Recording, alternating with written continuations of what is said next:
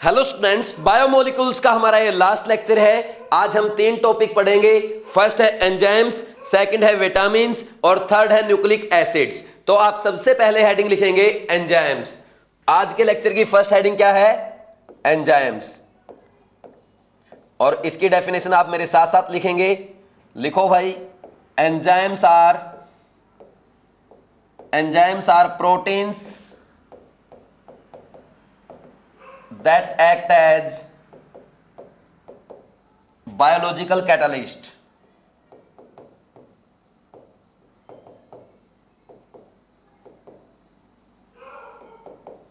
Enzymes are proteins that act as biological catalyst. बात समझ में आ रही है भाई? अब देखो इसके कुछ एग्जाम्पल लिख लेते हैं। जैसे स्टार्च है भाई, स्टार्च को अगर आपको माल्टोज में कन्वर्ट करना है तो कौन सा एंजाइम यूज करेंगे? ये क्वेश्चन आपसे पूछा जाएगा। तो यहां पे मैं रिएक्शन की फॉर्म में लिखवा देता हूं जो आपको एज इट इज याद करना है। बात समझ में आ रही कि नहीं आ रही? तो कौन सा एंजाइम यूज करते हैं? Diastase enzyme. ये आपको ध्यान रखना है। बात समझ में आ रही है? क्या मिलेगा यहां पे? माल्टोज मिलेगा। फिर माल्टोज को फर्दर ग्लूकोज में कैसे बदलेंगे? माल्टोज का हाइड्रोलिसिस करेंगे in presence of maltase enzyme. तो ये किस में कन्वर्ट हो जाएगा? ग्लूकोज में। ये 2 मोल ग्लूकोज के देगा। बात समझ में आ रही है भाई? ये माल्टोज है। माल्टोज का हाइड्रोलिसिस किया किसकी प्रेजेंस में? माल्टेज एंजाइम की प्रेजेंस में। तो क्या मिला आपको? 2 मोल ऑफ ग्लूकोज। फिर फर्दर हम क्या करेंगे? फर्दर ग्लूकोज को किस में कन्वर्ट करते हैं? जाइमेज एंजाइम की हेल्प से हम क्या किस में कन्वर्ट करेंगे? ग्लूकोज से क्या बनाते हैं भाई? इथेनॉल।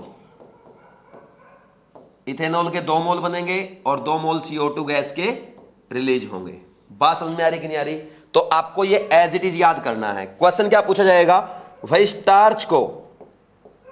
स्टार्च को इथेनॉल में कन्वर्ट करना है तो जो एंजाइम्स यूज होंगे उनका ऑर्डर क्या होगा? तो पहले क्या बोलेंगे आप? स्टार्च को डायस्टेज एंजाइम की हेल्प से किस में कन्वर्ट करेंगे? बोलो भाई, माल्टोज में। फिर माल्टोज को माल्टेज एंजाइम की हेल्प से किस में कन्वर्ट करते हैं? ग्लूकोज में। फिर ग्लूकोज को जाइमेज एंजाइम की हेल्प से किस में कन्वर्ट करते हैं भाई? बोलो, देख करके बोलो, इथेनॉल में। यह आ जाएगा। यह ऑर्डर आपसे डायरेक्ट एग्जाम में पूछा जा सकता है। बात समझ में आ रही कि नहीं आ रही? इसमें कोई डाउट नहीं होना चाहिए। अब एक क्वेश्चन और यहां पे आता है। अगर मान लीजिए आपको सुक्रोज को ग्लूकोज और फ्रक्टोज में किस एंजाइम की हेल्प से कन्वर्ट करते हैं भाई? बोलो, आपने पढ़ा है लास्ट लेक्चर में। क्या करेंगे? सुक्रोज का हाइड्रोलिसिस करेंगे in presence of invertase enzyme. तो क्या ऑब्टेन होगा? 1 मोल तो आपको ग्लूकोज का मिलेगा और 1 मोल आपको फ्रक्टोज का मिलेगा। ग्लूकोज और फ्रक्टोज का मॉलिक्यूलर फॉर्मूला सेम रहता है, बट ग्लूकोज में कौन सा ग्रुप प्रेजेंट है? Aldehyde group. और फ्रक्टोज में कौन सा ग्रुप प्रेजेंट है? Ketone group. ये पहले ही आप पढ़ चुके हैं। तो देखो, ये ऐसे एंजाइम्स थे जो आपको ध्यान रखने हैं। अब एंजाइम में हमें इतना ही पढ़ना है। अगर एंजाइम के बारे में आप डिटेल में पढ़ना चाहते हैं तो सरफेस केमिस्ट्री में फुल डिटेल में आपको पढ़ाया गया है, वहां से आप पढ़ सकते हैं। तो इतना ही आपके एनसीईआरटी में है, इतना ही मुझे आपको पढ़ाना था। बल्कि ये मैंने आपको एक्स्ट्रा पढ़ाया है क्योंकि यहां से आपके एग्जाम में डायरेक्ट क्वेश्चन पूछे जाते हैं। कर लेंगे भाई। इसके अलावा आपके एनसीईआरटी में एक टर्म और दी गई है। एक एंजाइम दिया गया है, ऑक्सीडो रिडक्टेज एंजाइम। ये क्या है? ये ऐसा एंजाइम होता है जो एक सबस्ट्रेट के तो ऑक्सीडेशन को कैटालाइज करता है और दूसरे सबस्ट्रेट के रिडक्शन को कैटालाइज करेगा। यानी दोनों एक साथ होगा, ऑक्सीडेशन और रिडक्शन को एक साथ कैटालाइज करेगा। बात समझ में आ रही है? उसको हम क्या कहेंगे? Oxido reductase enzyme. ये आपको लिखना है। अगर आप लिखना चाहते हैं मेरे साथ साथ लिख सकते हैं। क्या लिखेंगे भाई? Enzyme which catalyze oxidation of one substrate oxidation of one substrate and reduction of other substrate simultaneously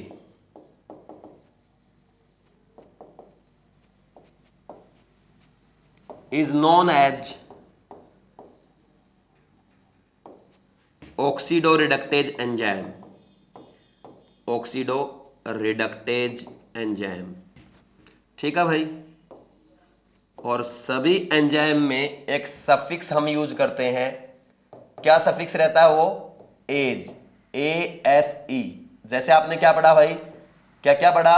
देखो, डायस्टेज है, माल्टेज है, जाइमेज है, इन्वर्टेज है, ऑक्सीडोरिडक्टेज है, सब में ये कॉमन सफिक्स है। बात समझ में आ रही है? तो ये एंजाइम आपका कंप्लीट हो गया। अब नेक्स्ट हम पढ़ेंगे विटामिन। विटामिन की टेबल आपकी एनसीईआरटी में दी हुई है, तो एनसीईआरटी से डायरेक्ट आप वो पढ़ सकते हैं। बहुत ज्यादा विटामिन के बारे में नहीं पूछा जाता, बिल्कुल सिंपल सा पूछा जाएगा, इसलिए एक बार आप एनसीईआरटी से रीडिंग लेंगे। देखो ये टेबल आपकी एनसीईआरटी में दी गई है। समझ आ रही है भाई बात? और विटामिन की डेफिनेशन अगर आप लिखना चाहते हैं तो मेरे साथ साथ लिख सकते हैं। विटामिन की डेफिनेशन क्या है? लिखो भाई। Vitamins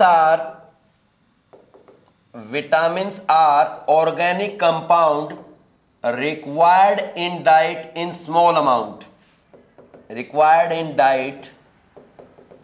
small amount, to perform a specific biological function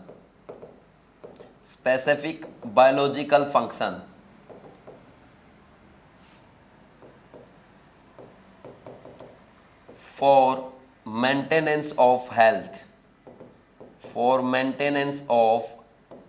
health of organisms। ठीक है भाई। एग्जाम्पल्स क्या क्या हैं?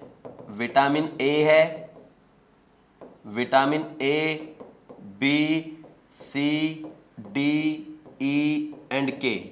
अब विटामिन दो टाइप के होते हैं, 2 टाइप। फर्स्ट आपके आते हैं फैट सोल्यूबल बोल दो, या और water insoluble.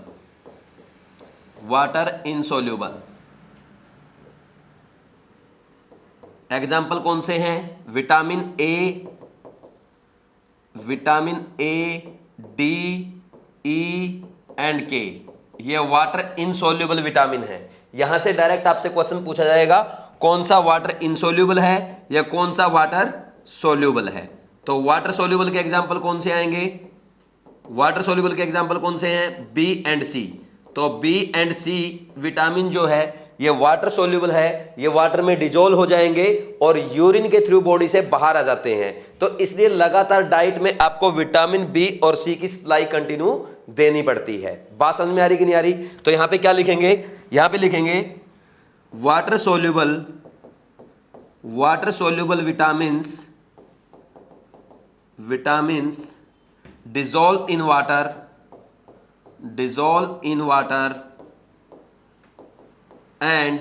dissolve in water and excreted through urine, so they cannot be stored। यहां पे एक एक्सेप्शन भी है, विटामिन B12 ये स्टोर किया जा सकता है, विटामिन B12। बात समझ में आ रही कि नहीं आ रही? इसमें कोई डाउट है क्या? And they can not be stored and have to be supplied continuously in diet. ठीक है भाई, बात समझ में आ रही है? इसमें कोई डाउट नहीं होना चाहिए। अब देखो एक बार इधर देखेंगे, यहां पे ये विटामिन की लिस्ट दी गई है, यहां पे विटामिन का नेम है और ये सोर्स है और ये डेफिशिएंसी दी गई है। देखो यहां से ज्यादा क्वेश्चन नहीं पूछे जाते। केमिस्ट्री में मेनली जो क्वेश्चन बनता है वो ये आएगा, which of the following vitamin is water soluble और which of the following vitamin is not water soluble. बस ऐसा क्वेश्चन आएगा, इसके अलावा और कोई क्वेश्चन आपसे नहीं पूछा जाएगा। बात समझ में आ रही है? लेकिन अपनी जनरल नॉलेज के लिए एक बार आप ये टेबल पढ़ सकते हैं। देखो इसमें क्या गिवन है, विटामिन ए, इसका सोर्स क्या है, fish liver oil, carrots, butter and milk, और इसकी डेफिशिएंसी के कारण कौन सी डिजीज होती है, नाइट ब्लाइंडनेस और जीरोप्थैल्मिया। जीरोप्थैल्मिया में क्या है, विटामिन ए की कमी के कारण आंखों में पानी आना बंद हो जाता है, इसको हम क्या बोलते हैं, जीरोप्थैल्मिया। नेक्स्ट है विटामिन B1, इसका साइंटिफिक नेम ब्रैकेट में लिखा है थायामिन, और ये कहां से मिलता है, yeast, milk, green vegetables and cereals, और इसकी डेफिशिएंसी डिजीज कौन सी है, बेरी। नेक्स्ट है विटामिन B2, इसका साइंटिफिक नेम है राइबोफ्लेविन, कहां से मिलता है, दूध, अंडा, लीवर और किडनी, और इसकी डेफिशिएंसी डिजीज कौन सी है, चिलोसिस है, बर्निंग सेंसेशन ऑफ स्किन है और डाइजेस्टिव डिसऑर्डर है, यानी डाइजेस्टिव सिस्टम में प्रॉब्लम आ जाती है। नेक्स्ट कौन सा है, विटामिन B6, इसका साइंटिफिक नेम क्या है, पैराडॉक्सिन है, ये कहां से मिलता है, yeast, milk, egg yolk, cereals और ग्राम्स, और इसकी डेफिशिएंसी डिजीज कौन सी है, कन्वर्जेंस। नेक्स्ट है विटामिन B12, इसका साइंटिफिक नेम क्या है, साइनोकोबालामिन, जो आपको याद रखना है, क्या है भाई, साइनोकोबालामिन। यह आपसे एग्जाम में पूछा जा सकता है। इसके साथ साथ आपको यह भी ध्यान रखना है, इसमें कौन सी मेटल का कॉम्प्लेक्स पाया जाता है, कोबाल्ट मेटल का। ये आप कोऑर्डिनेशन कंपाउंड में ही पढ़ते हैं, इसलिए आपके एग्जाम में पूछा जा सकता है, आपको ध्यान रखना है। नेक्स्ट, इसके सोर्स क्या क्या है, मीट से मिलता है, फिश, एग और कर्ड से, और डेफिशिएंसी डिजीज कौन सी है, पर्निशियस एनीमिया, यानी हेमोग्लोबिन में आरबीसी की डेफिशिएंसी हो जाती है। नेक्स्ट है vitamin C, scientific name ascorbic acid, कहां से मिलता है, सिट्रस फ्रूट से, आंवला है, ग्रीन लीफी वेजिटेबल्स है, नींबू है, संतरा है, इनसे आपको विटामिन सी मिलता है। डेफिशिएंसी डिजीज कौन सी है, स्कर्वी रोग, इसमें क्या है, गम्स में ब्लीडिंग होती है। नेक्स्ट है विटामिन डी, यह है एक्सपोजर टू सनलाइट, यानी सनलाइट से हमें क्या मिलता है, विटामिन डी मिलता है, बिल्कुल फ्री में मिलता है। सबसे खास बात यह है, इंडिया में सबसे बढ़िया धूप रहती है, मैक्सिमम साल के मैक्सिमम दिनों में यहां पे सबसे ज्यादा धूप रहती है, और इंडिया में सबसे ज्यादा लोग पाए जाते हैं जिनमें विटामिन डी की कमी है। समझ आ रही बात? तो इसलिए ध्यान रखना है, जब भी टाइम मिले धूप में बैठना है। तो क्या आएगा, विटामिन डी का मेन सोर्स क्या है, सनलाइट है, फिश है, एग योक है, और इसकी डेफिशिएंसी डिजीज कौन सी है, रिकेट्स, इसमें क्या है, बोन डिफॉर्मिटीज इन चिल्ड्रन, और क्या है, जो बड़े लोग हैं जिनमें विटामिन डी की कमी होती है, उनमें क्या होता है भाई, ज्वाइंट पेन होता है, हड्डियों के जो ज्वाइंट है वहां पे पेन रहता है। नेक्स्ट है विटामिन ई, कहां से मिलता है, vegetable oils like wheat germ oil, sunflower oil etcetera, और इसमें क्या है, increase fragility of RBCs and muscular weakness, ये इसकी डेफिशिएंसी डिजीज है। नेक्स्ट है vitamin K, green leafy vegetable से मिलता है, और इसमें क्या है भाई, ब्लड क्लॉटिंग का टाइम बढ़ जाता है विटामिन के की डेफिशिएंसी के कारण। तो ये बस आपको एक बार पढ़ना था, सबसे इंपॉर्टेंट मैंने आपको बता दिया। आपके एग्जाम में ये पूछा जाता है, विटामिन B12 में कौन सी मेटल कॉम्प्लेक्स बनता है, कोबाल्ट मेटल कॉम्प्लेक्स बनता है, जो आपको ध्यान रखना है। बाकी इस टेबल में आपसे कुछ नहीं पूछा जाएगा।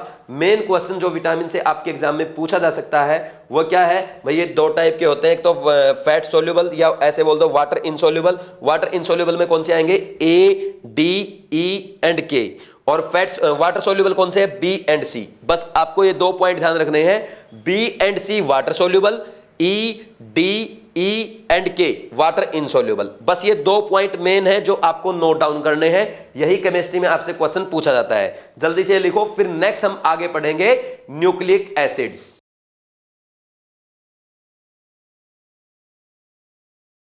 अब नेक्स्ट टॉपिक लिखो न्यूक्लिक एसिड। देखो हम सब अच्छी तरह जानते हैं कि लाइफ की बेसिक यूनिट क्या होती है, सेल होती है। अब सेल में पाया जाता है न्यूक्लियस, और न्यूक्लियस में पाए जाते हैं क्रोमोजोम्स। जो ये क्रोमोजोम्स है यही हेरिडिटी के लिए रिस्पॉन्सिबल है, ये सब आप अच्छी तरह जानते हैं। अब देखो क्रोमोजोम्स किसके बने होते हैं, प्रोटीन्स के और न्यूक्लिक एसिड के, न्यूक्लिक एसिड्स के। प्रोटीन्स आप अच्छी तरह पढ़ चुके हैं, अब हमें न्यूक्लिक एसिड्स पढ़ना है। ये मेनली दो टाइप के होते हैं, डीएनए और आरएनए। अब देखो अभी लिखना नहीं है, पहले समझ लो, पहले पूरा समझा देता हूं फिर बाद में थियरी लिखेंगे। देखो डीएनए और आरएनए का हाइड्रोलिसिस करने पे हमें क्या मिलते हैं, तीन प्रोडक्ट मिलते हैं। तीन प्रोडक्ट कौन से हैं? इसमें एक तो आपको मिलता है पेंटोज शुगर, पेंटोज शुगर। दूसरा क्या मिलता है? दूसरा आपको मिलेगा फॉस्फोरिक एसिड, फॉस्फोरिक एसिड। और थर्ड क्या मिलेगा? नाइट्रोजन कंटेनिंग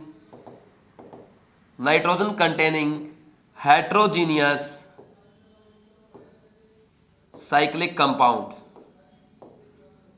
जो बेस होता है। बात समझ में आ रही कि नहीं आ रही? यानी डीएनए और आरएनए का हाइड्रोलिसिस करने पे हमें तीन प्रोडक्ट मिलते हैं, एक तो शुगर है, एक एसिड है और एक बेस है। बात समझ में आ रही है? अब ये तीनों मिलकर के क्या बनाते हैं? ये तीनों कंबाइन होकर के बनाते हैं न्यूक्लियोटाइड्स। न्यूक्लियोटाइड्स। और जब बहुत सारे न्यूक्लियोटाइड्स एक चेन में जुड़ते हैं एक दूसरे से, तो क्या बनते हैं? डीएनए और आरएनए। डीएनए और आरएनए, यानी हम क्या बोल सकते हैं? डीएनए और आरएनए, यानी ऐसा डायरेक्ट बोल दो, nucleic acids.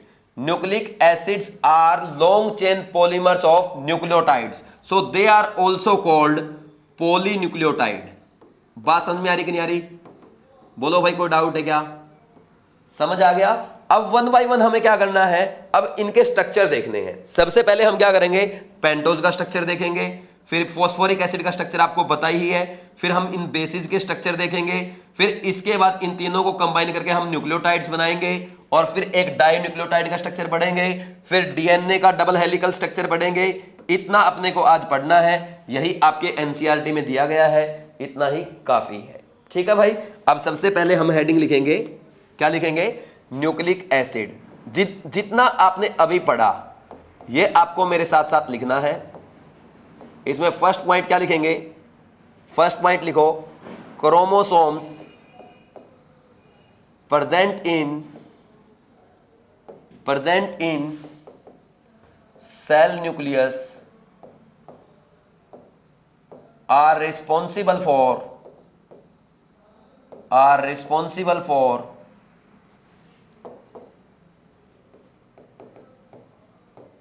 Heredity. Next point क्या लिखेंगे? सेकंड पॉइंट लिखो, chromosomes are made up of proteins and other biomolecules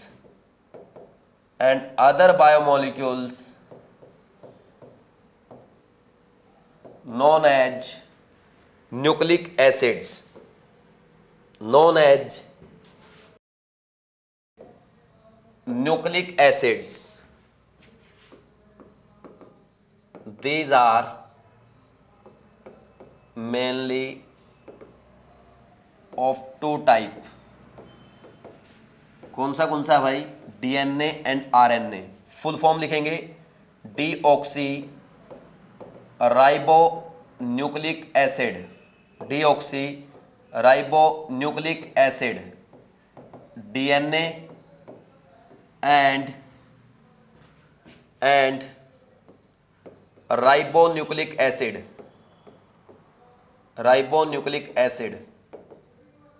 RNA. ठीक है भाई? नेक्स्ट पॉइंट क्या लिखेंगे? न्यूक्लिक एसिड्स आर, जो आपने अभी पढ़ा था ना, जो अभी मैंने आपको समझाया था, बस वही लिखते जा रहा हूं। बस क्या कर रहे हैं? थियरी लिख रहे हैं। लिखो मेरे साथ साथ, nucleic acids are long chain polymers of nucleotides, so they are also called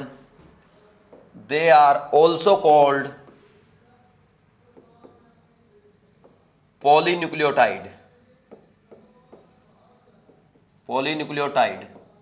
अब नेक्स्ट पॉइंट क्या लिखना है? ऑन हाइड्रोलिसिस ऑफ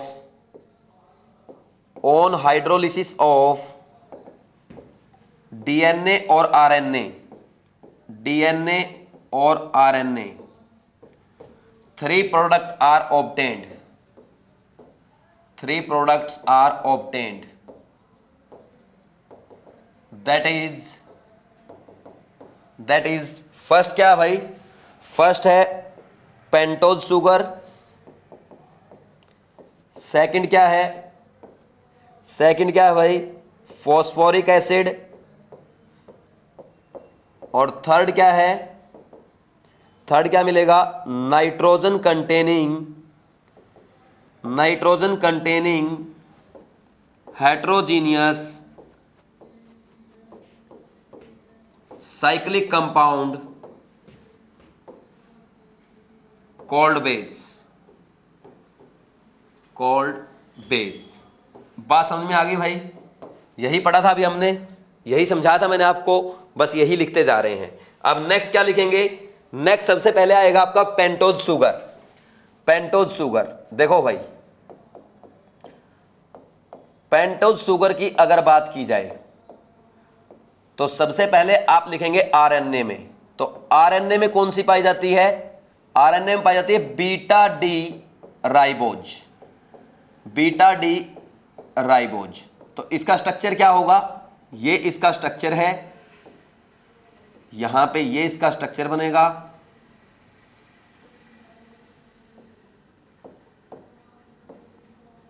ये आपका बीटा डी राइबोज है।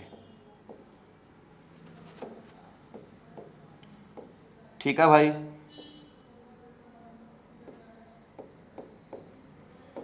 यह आपका बीटा डी राइबोज। बात समझ में आ रही है। अब देखो यहां पे ध्यान से देखना, नेक्स्ट देखो यहां पे आरएनए मिला आपको बीटा डी राइबोज, और डीएनए में क्या मिलेगा, बीटा डी 2 डीऑक्सी राइबोज। समझ आया। देखो कैसे, यहां पे अगर नंबरिंग करें, फर्स्ट, ये फर्स्ट कार्बन है, ये सेकंड, ये थर्ड, ये फोर्थ और ये फिफ्थ, 5 कार्बन का शुगर है। अब देखो यहां पे जो सेकंड कार्बन है, ये जो सेकंड कार्बन है, अगर इसका ये वाला ऑक्सीजन यहां से इस OH ग्रुप से अगर रिमूव कर दिया जाए तो इसको हम क्या बोलेंगे, डीऑक्सी, यानी ऑक्सीजन को हटा दिया, क्या बन गया, डीऑक्सी राइबोज। बात समझ में आ रही कि नहीं आ रही, इसलिए क्या लिखा है, बीटा डी 2 डीऑक्सी राइबोज। बात समझ में आई कि नहीं आई। तो अब आप स्ट्रक्चर बना लेंगे, सेम स्ट्रक्चर बनाना है, बस उसमें ये यहां पे ऑक्सीजन हटा देना है। तो क्या बनेगा स्ट्रक्चर, देखो भाई ये स्ट्रक्चर आपसे एग्जाम में पूछा जा सकता है, ये स्ट्रक्चर बनेगा, देखो सेम स्ट्रक्चर बना लो एक बार, पहले आप मत लिखना, मैं समझा देता हूं आपको। ये स्ट्रक्चर आपने जो पहले बनाया है बीटा डी राइबोज का, ये बनेगा भाई, ये फर्स्ट कार्बन है, ये सेकंड कार्बन, ये third carbon, 4 carbon, 5th carbon. अब देखो सेकंड कार्बन पे से ये ऑक्सीजन अगर हम हटा देंगे तो ये क्या बन जाएगा, बीटा डी 2 डीऑक्सी राइबोज। बात समझ में आया कि नहीं आया। तो दोनों की शुगर आपको अच्छे समझ में आ गई। अब यहां पे अगर मान लीजिए आपसे राइबोज का ओपन चेन स्ट्रक्चर पूछा जाए, तो राइबोज का ओपन चेन स्ट्रक्चर कैसे बनता है, ये आपका राइबोज का ओपन चेन स्ट्रक्चर बनेगा, ये है। इसमें क्या होता है, तीनों OH सेम साइड होंगे, ये भी आपको ध्यान रखना है, डायरेक्ट एग्जाम में पूछा जा सकता है। ये क्या है, राइबोज। कौन सा राइबोज, डी राइबोज। बात समझ में आ रही कि नहीं आ रही भाई, इसमें कोई डाउट नहीं होना चाहिए। तो शुगर हमने पढ़ ली। अब नेक्स्ट हम पढ़ेंगे बेसिस। नेक्स्ट क्या पढ़ेंगे, बेस। तो देखो बेस हम यहीं पे पढ़ सकते हैं, बेस कौन से है यहीं पे मैं आपको दिखा देता हूं, आपके एनसीईआरटी में भी दिए गए हैं, डायरेक्ट आप एनसीईआरटी से पढ़ सकते हैं।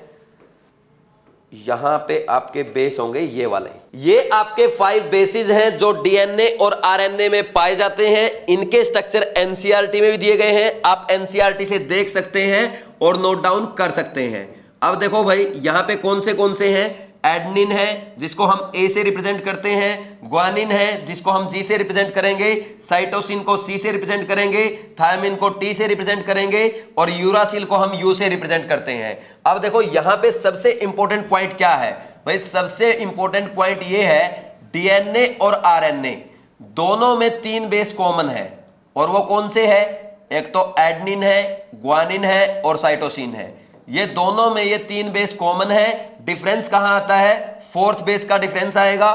फोर्थ बेस कौन सा है? डीएनए में है थायामीन और आरएनए में है यूरासिल। ये पॉइंट आपको ध्यान रखना है, डायरेक्ट यहां से एग्जाम में आपके क्वेश्चन पूछा जाता है। इसको नोट डाउन करेंगे और इसके ऊपर लिखेंगे इंपॉर्टेंट। बात समझ में आ गई भाई? तो ये थे आपकी शुगर और ये है आपके बेसिस। अब नेक्स्ट हम पढ़ेंगे न्यूक्लियोसाइड और न्यूक्लियोटाइड का स्ट्रक्चर। नेक्स्ट क्या है? न्यूक्लियोसाइड और न्यूक्लियोटाइड। ये देखो भाई, ये क्या है? ये आपका न्यूक्लियोसाइड का स्ट्रक्चर है। ये फर्स्ट जो दिया गया है एनसीईआरटी में भी आप देख सकते हैं, ये न्यूक्लियोसाइड है और ये आपका क्या है? न्यूक्लियोटाइड है। अब आपको कैसे याद करने हैं मैं समझा देता हूं, बिल्कुल इजी है। देखो भाई, ये आपको शुगर का स्ट्रक्चर नजर आ रहा है। तो शुगर पे जब फर्स्ट कार्बन को हम बोलते हैं 1 इनको ऐसे लिखेंगे 1 2 3 4 5 फर्स्ट कार्बन पे जब बेस जुड़ा हो उसको हम क्या बोलते हैं? न्यूक्लियोसाइड।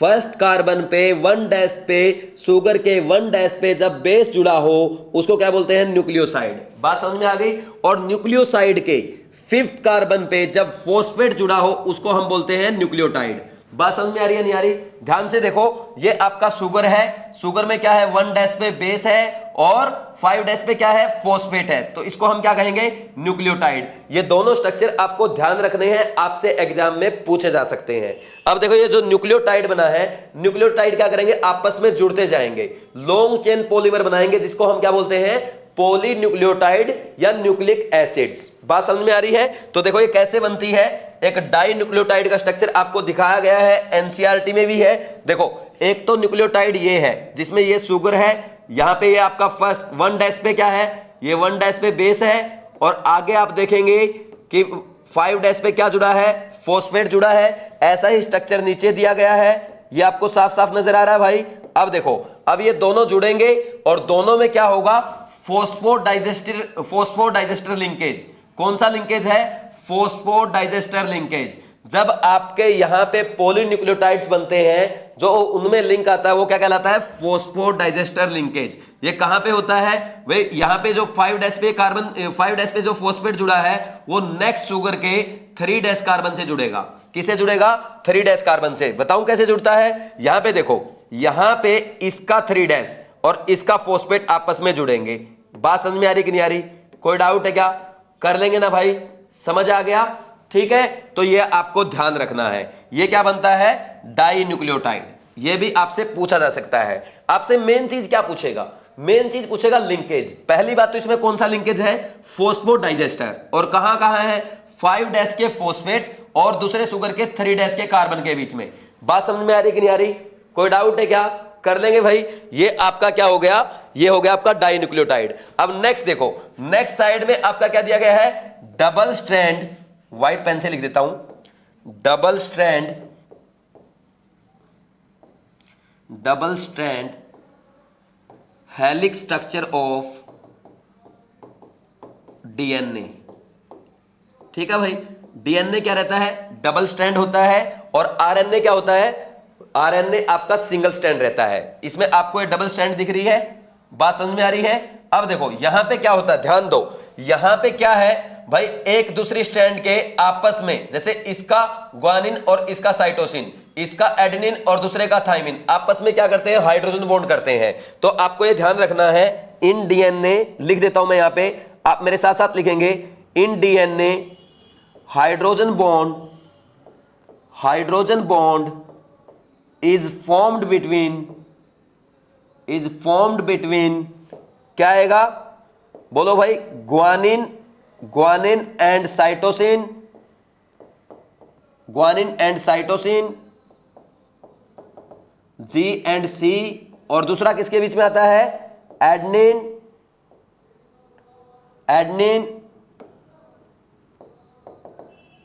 एंड थायामीन, यानी ए एंड टी। बात समझ में आ रही है? तो ठीक है भाई, ये आपको ध्यान रखना है कि डीएनए में हाइड्रोजन बॉन्ड पाया जाता है किसके बीच में? ग्वानिन और साइटोसिन के बीच में, और एडेनिन और थायमिन के बीच में। कर लेंगे ना? जैसा कि स्ट्रक्चर में आपको साफ दिख रहा है कि जी और सी के बीच में है, ए और टी के बीच में है। ये आपको ध्यान रखना है। नेक्स्ट लिखेंगे आज का लास्ट पॉइंट, देयर आर लिख लो, बस लिखना है, ज्यादा डिटेल में नहीं जाना। There are 3 types of RNA molecules. RNA molecules. There are 3 types of RNA molecules and they perform different specific functions. They perform different specific functions. ठीक है भाई, कौन से RNA है? फर्स्ट है मैसेंजर आरएनए, जो मैसेंजर का काम करता है, इसको हम क्या बोलते हैं? mRNA। सेकंड है राइबोसोमल आरएनए, इसको हम स्मॉल RNA से रिप्रेजेंट करते हैं। ठीक है भाई। थर्ड है ट्रांसफर आरएनए, जिसको हम क्या बोलते हैं? tRNA। ठीक है भाई, ये आपको ध्यान रखना है। समझ आ रही बात? एक पॉइंट और अगर आप लिखना चाहते हैं कि डीएनए का जो स्ट्रक्चर होता है वो डबल स्ट्रैंड स्ट्रक्चर है और आरएनए का सिंगल स्ट्रैंड स्ट्रक्चर होता है, ये पॉइंट लिखना चाहते हो लिख सकते हैं। वैसे आप सबको पता है DNA has double strand helical structure या helix structure. DNA has double strand helix structure while RNA has single strand structure. ठीक है भाई, कर लेंगे। तो ये था आपका आज का लेक्चर, समझ आ गया? बिल्कुल इजी था, छोटा सा लेक्चर था, इसमें कोई बहुत ज्यादा आपको नहीं पढ़ना है। एक बार आप क्या करेंगे? एनसीईआरटी की रीडिंग लेंगे। देखो एक बार हम देख लेते हैं आज हमने क्या क्या पढ़ा है। सबसे पहले एंजाइम्स पढ़ा है। Enzymes are proteins that act as biological catalyst. यहां पे कुछ एग्जांपल्स मैंने आपको बताए थे। देखो फर्स्ट क्या था? स्टार्च को माल्टोज में कन्वर्ट करने के लिए कौन सा एंजाइम यूज करते हैं? Diastase enzyme. और माल्टोज को ग्लूकोज में कन्वर्ट करने के लिए माल्टेज एंजाइम। और ग्लूकोज को इथेनॉल में कन्वर्ट करने के लिए, यहां पे लिख लेना ग्लूकोज है ये, ग्लूकोज को इथेनॉल में कन्वर्ट करने के लिए कौन सा एंजाइम यूज करते हैं? जाइमेज एंजाइम। तो ये मैंने आपको पूरा ऑर्डर भी लिखवाया था जो आपको ध्यान रखना है। और सुक्रोज को ग्लूकोज और फ्रक्टोज में कन्वर्ट करने के लिए कौन सा यूज करेंगे? Invertase enzyme. ये बात समझ में आ रही है आपको? ये आपको इतना सा पढ़ना था। फिर नेक्स्ट मैंने आपको बताया था ऑक्सीडो रिडक्टेज एंजाइम। ये एक ऐसा एंजाइम है जो ऑक्सीडेशन को भी कैटालाइज करेगा और साथ के साथ दूसरे सबस्ट्रेट के रिडक्शन को भी कैटालाइज करेगा। नेक्स्ट इसके बाद हमने विटामिन पढ़े थे। विटामिन में मैंने आपको मेन पॉइंट ये बताया था कि आपको ये ध्यान रखना है वाटर इनसोल्यूबल कौन से हैं? A, D, E and K। और वाटर सोल्यूबल कौन से हैं? B and C। यही आपके लिए सबसे इंपॉर्टेंट पॉइंट है, यहीं से क्वेश्चन पूछा जा सकता है। नेक्स्ट क्या है? फिर हमने पढ़ा था न्यूक्लिक एसिड्स। न्यूक्लिक एसिड में मैंने आपको बताया था भाई हमारी जो सेल होती है, जो हमारी लाइफ है, लाइफ की बेसिक यूनिट क्या है? सेल है। सेल में न्यूक्लियस पाया जाता है, न्यूक्लियस में क्रोमोसोम्स पाए जाते हैं जो हेरिडिटी के लिए रिस्पॉन्सिबल है। क्रोमोसोम्स किसके बने होते हैं? प्रोटीन्स के। क्रोमोसोम्स बने होते हैं प्रोटीन्स के और न्यूक्लिक एसिड के। अब न्यूक्लिक एसिड मेनली 2 टाइप के होते हैं, एक तो डीएनए, एक आरएनए, जिनको आज डिटेल में हमने पढ़ा है। जब डीएनए और आरएनए का हाइड्रोलिसिस करते हैं तो अपने को 3 प्रोडक्ट मिलते हैं, पेंटोज शुगर, फॉस्फोरिक एसिड और नाइट्रोजन कंटेनिंग हाइड्रोजनियस साइक्लिक कंपाउंड, जिसको हम बेस कहते हैं। तो क्या क्या मिलेगा? एक तो शुगर मिलेगी, एक एसिड मिलेगा और एक बेस मिलेगा। अब नेक्स्ट इसके बाद मैंने आपको ये स्ट्रक्चर समझाए थे।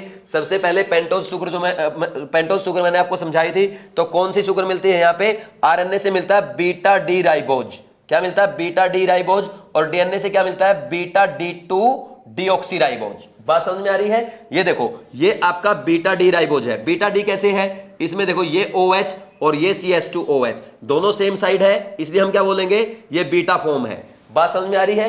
तो ये बीटा डी राइबोज में जब यहां से सेकंड कार्बन से आप ऑक्सीजन को रिमूव कर देते हैं तो ये क्या बन जाता है? Beta D2 deoxy ribose. ये मैंने आपको बताया था और इसका ओपन चेन स्ट्रक्चर भी आपको लिखवाया है। फिर इसके बाद मैंने आपको बताया था ये 5 बेसिस होते हैं, एडनिन है, ग्वानिन है, साइटोसिन है, थायमिन है और यूरासिल है। इसमें सबसे इंपॉर्टेंट पॉइंट आपको क्या ध्यान रखना है कि डीएनए और आरएनए में AGC ये तीनों कॉमन बेस पाए जाते हैं। डिफरेंस क्या है? डीएनए में 4th बेस जो है वो थायमिन है और आरएनए में यूरासिल है। ये इंपॉर्टेंट पॉइंट आपको ध्यान रखना है। इसके बाद मैंने आपको न्यूक्लियोसाइड और न्यूक्लियोटाइड का स्ट्रक्चर बताया था। न्यूक्लियोसाइड में क्या है, 1 डैश कार्बन पे क्या लगा हुआ है भाई, बेस लगा होगा, और जब न्यूक्लियोसाइड में 5 डैश कार्बन पे आप फॉस्फेट लगाएंगे क्या बन जाएगा, न्यूक्लियोटाइड बन जाएगा। यानी हम क्या बोलेंगे भाई, शुगर में जब 1 डैश कार्बन पे बेस लगा हो और 5 डैश कार्बन पे क्या लगा हो, फॉस्फेट लगा हो, उसको क्या बोलते हैं, न्यूक्लियोटाइड। तो ये न्यूक्लियोटाइड आपस में जुड़ते हैं, एक पूरे लॉन्ग चेन पॉलीमर बनाते हैं, जिसको हम क्या बोलते हैं, पॉलीन्यूक्लियोटाइड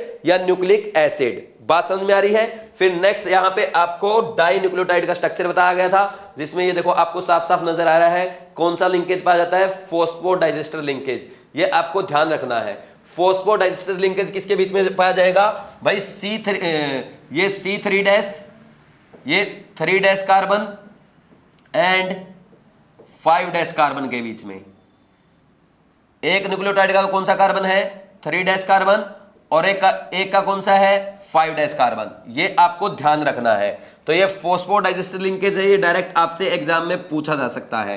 फिर इसके बाद आपने डबल स्ट्रैंड स्ट्रक्चर देखा था किसका, डीएनए का। इसमें खास बात क्या है भाई, यहां पे ग्वानिन और साइटोसिन के बीच में, एडेनिन और थायमिन के बीच में कौन से बॉन्ड पाए जाते हैं, हाइड्रोजन बॉन्ड पाए जाते हैं। ये भी आपको ध्यान रखना है। फिर नेक्स्ट इसके बाद हमने पढ़ा लास्ट भाई 3 टाइप के आरएनए हैं, कौन सा है, मैसेंजर आरएनए, राइबोसोमल आरएनए और ट्रांसफर आरएनए। और ये आप सबको पता है डीएनए क्या है, डबल स्ट्रैंड स्ट्रक्चर बनाता है, इसका डबल स्ट्रैंड स्ट्रक्चर होता है, जबकि आरएनए क्या है, सिंगल स्ट्रैंड स्ट्रक्चर है। बस इतना आपको पढ़ना था, इतना ही आपकी एनसीईआरटी में दिया गया है। अब आप एक बार एनसीईआरटी की रीडिंग करेंगे तो आपको बिल्कुल इजी लगेगा। तो एनसीईआरटी से आज आप एंजाइम, विटामिन और न्यूक्लिक एसिड पढ़ेंगे। इसके साथ ही आज आपका बायोमोलिक्यूल्स कंप्लीट हो गया। मुझे उम्मीद है आपको अच्छी तरह समझ में आ गया होगा। अब एग्जाम का कोई भी क्वेश्चन आप इजीली सॉल्व कर पाएंगे। Thank you.